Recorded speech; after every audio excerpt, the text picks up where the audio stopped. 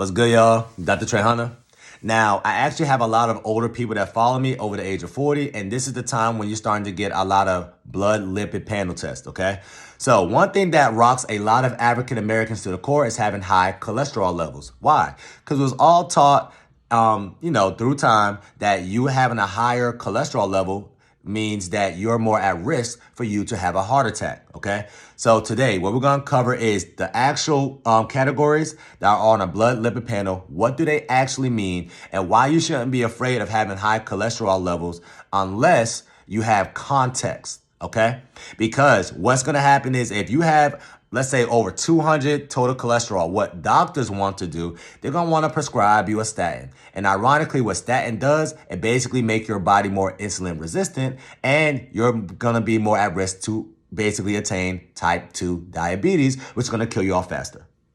All right. But the average person does not notice. And I'm trying to save my people. Okay. So this video is for you so you have context as to what is actually happening within your body, okay, when it comes to cholesterol, all right? Now, this is for people with average genetics. This video is not for people who got familial hypercholesterolemia, okay? And what that basically means, these are a subset of people who are genetically predisposed of having higher cholesterol levels than the average person by almost 1.5 or 2, you know? So if you're somebody who has that, okay, then you just gotta, whatever your doctor tells you to do, okay, you're probably gonna have to do it, okay? But the people who have average, cholesterol levels, sometimes in the 200 to 300 range, okay, this video is for you, which is basically 90% of people, all right? Now, what do cholesterol do in your body? First things first, let's debunk the myth that, if I eat a lot of dietary cholesterol, right, it's gonna raise my cholesterol in your bloodstream. It doesn't, okay? Those are two totally different things, two different processes, okay? What actually raises the cholesterol levels in your body is saturated fat, okay? Or how your body is actually processing fat, okay? Believe it or not, cholesterol is important for the human body. Cholesterol is the backbone for a lot of your hormones, okay? Your testosterone, your estrogen, your nerves, right? If you don't have enough cholesterol in your body, okay, your body cannot do anything. Basically, you'll literally pass out and die within a minute if all the cholesterol was just sucked out your body, okay? Because your body's not able to do majority of the metabolic processes, okay? Because your body needs cholesterol for it to go ahead and regulate your hormones, okay? Your nerves, it basically covers the nerves with something called myelin sheaths, okay? And basically protects your body and basically gives your cells the fluidity membrane, or it helps the integrity of it, okay? Also, one thing that cholesterol basically does, or the main functionality of cholesterol, it transports triglycerides and cholesterol to cells, okay? Also, it carries antioxidants, vitamins A, D, E, and K. And if a cell is damaged, okay, if a cell is being oxidized, what it does, it basically repairs the cell, okay? So cholesterol is really important to the body, okay? But what's happening nowadays, because cardiovascular disease is at an all-time high, a lot of people is afraid of cholesterol, right? Because they don't understand what actually raises the cholesterol. That's why context is key, all right? So once again, when you get that blood lipid panel test, that total cholesterol number, throw it in the trash. It doesn't mean nothing to you.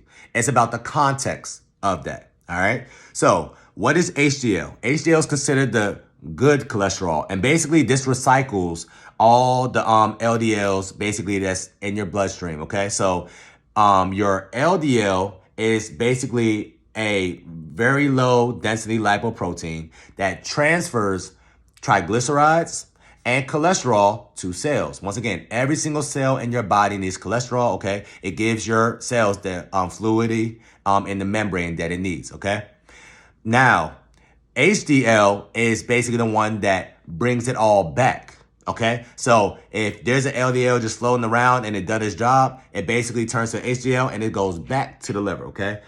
But so because you actually see in your body, right, that some LDLs is becoming an HDL and it's going back to your liver, that means it's not basically creating up space, and it don't have any opportunity to come or become plaque in your arteries, okay? So when somebody has a heart attack, what a heart attack really is that your arteries is being blocked, and it's being blocked by something.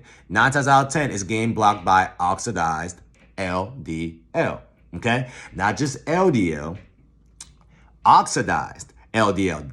This means that it's damaged LDL. And the only way it can get damaged is through what? Glycation, which means what? A whole lot of sugar, a whole lot of starch running through your bloodstream. That's the only time cells could really get oxidized. A whole lot of sugar or high blood sugar levels, okay? Because once again, sugar literally corrodes the body from the inside out, okay? It basically damages your cells and creates oxidation, which means what? Your cell starts to get dysfunctional, okay? So LDL is not bad, okay? And 9 times out of 10, majority of people, they have a higher LDL, right?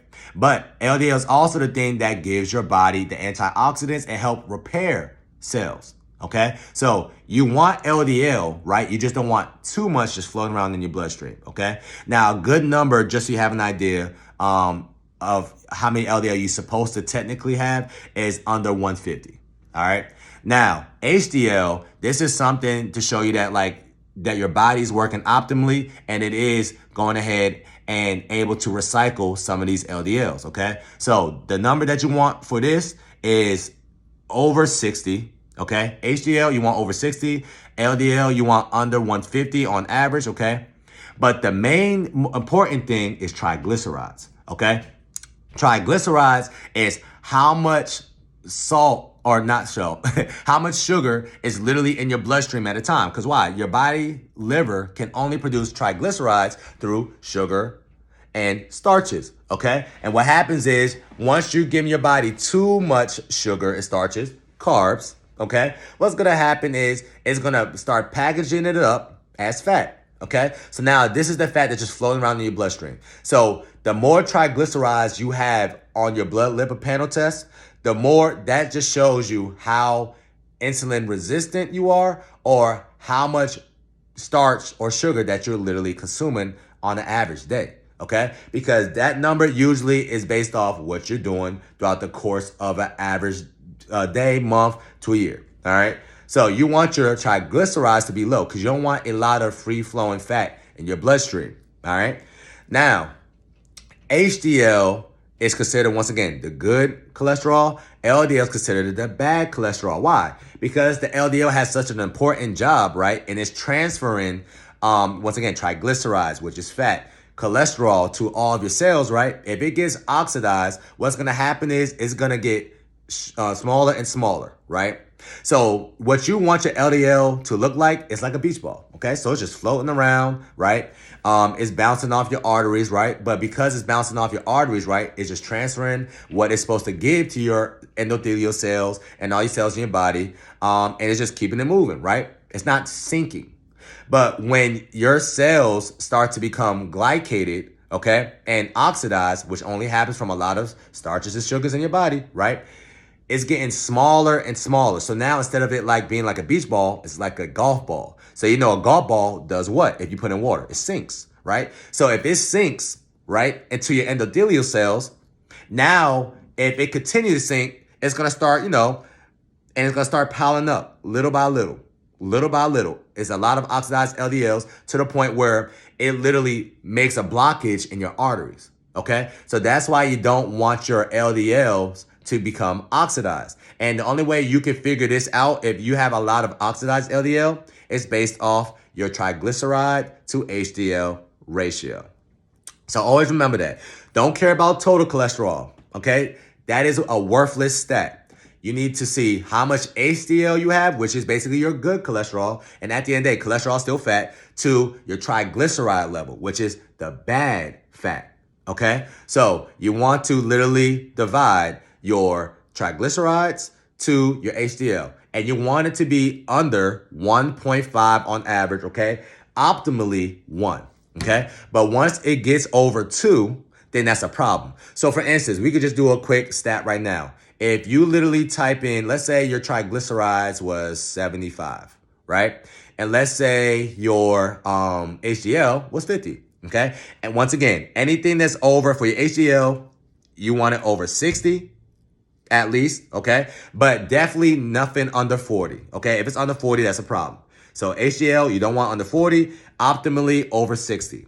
Triglycerides, you want it under 100, Okay, anything over 100, that's a problem. Okay, optimally for triglycerides under about 60 to 50 to 40. Okay, and LDL on average is 150, but once again, it depends on, you're gonna figure out what type of LDL you have in your bloodstream depending on your triglyceride to HDL ratio. Okay, so let's say your triglycerides is 75 and your HDL is 50. That's 1.5, which means you're good. You are good to go. You're squared away. Okay, now let's say your triglycerides was 120, and let's say your HDL was 60.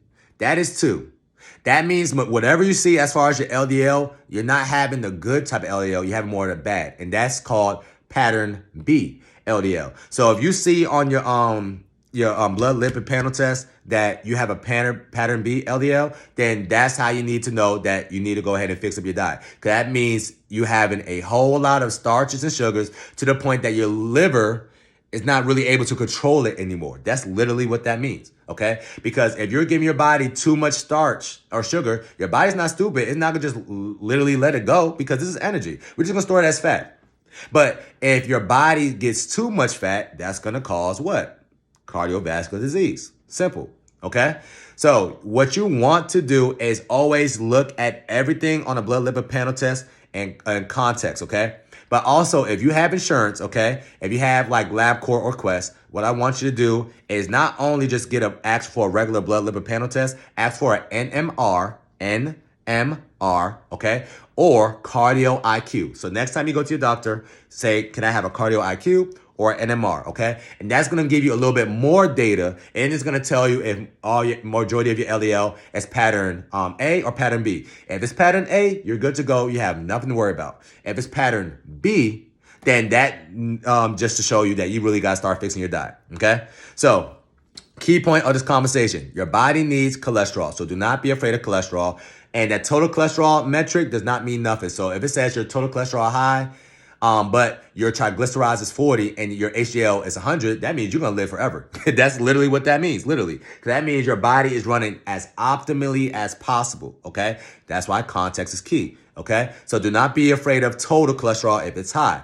Now, if your HDLs is over 60, that's amazing, okay? If it's over 90s, that means you're in your bag. If it's under 40, okay, that means you need to really start paying attention to your diet because something is off, okay? If your LDL, it ranges from from the 40 range to 120. So once again, do not be afraid of that. It all depends on your triglycerides.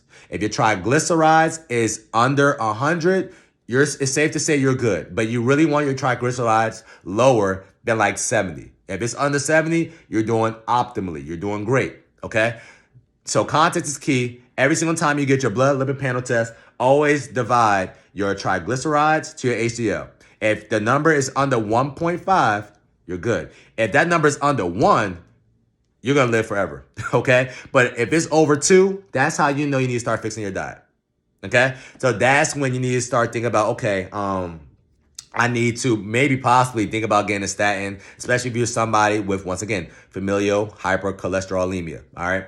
Now, if you're somebody who's still afraid of the LDL metric, right? And your doctor's saying, okay, well, everything checks out, but your LDL is still kind of high. What I want you to do is start adding in some beans, some seeds, some legumes, something of that nature, okay? And the reason why is because these got plant sterols in it, okay? And what these plant sterols do, it kind of binds to cholesterol, which means your liver really can't process it. Which means what? Your LDL naturally is going to get lower, okay? Because these plant sterols is going to bind to cholesterol and your body's not really metabolizing it, okay?